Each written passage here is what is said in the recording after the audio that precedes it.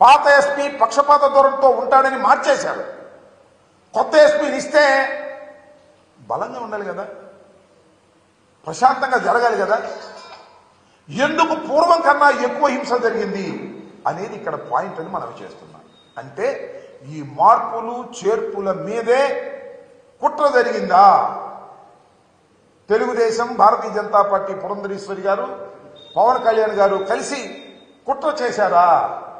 కుట్ర చేసి ఈ పిటిషన్లు పెట్టి ఏదో ఒక విధంగా తాము తమ ఓట్లను, ఫాల్స్ ఓట్లను గందరగోళాలు చేసి ఓట్లు వేయించుకోవడం ద్వారా గెలవాలని అనుకున్నారా అనేటువంటి సందేహాలు కలుగుతా ఉన్నాయి.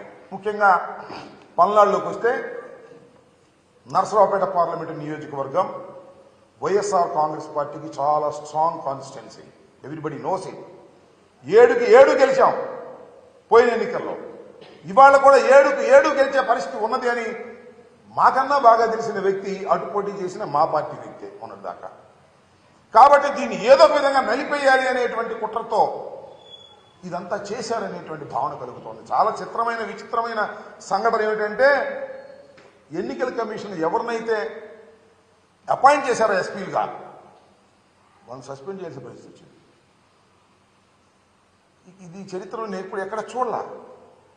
ఎన్నికల కమిషన్ అంతకు ముందు ఉన్నటువంటి ఐపీఎస్ ఆఫీసర్లు పక్షపాతంగా వ్యవహరిస్తారేమో అనే అనుమానంతో మంచి చరిత్ర కలిగినటువంటి ఐపీఎస్ ఆఫీసర్లను ఎస్పీలుగా వేస్తే వాళ్ళు విధి నిర్వహణలో ఫెయిల్ అయ్యారని భావించి, ప్రాథమిక సమాచారం ఉందని భావించి వాళ్ళని సస్పెండ్ చేశారు.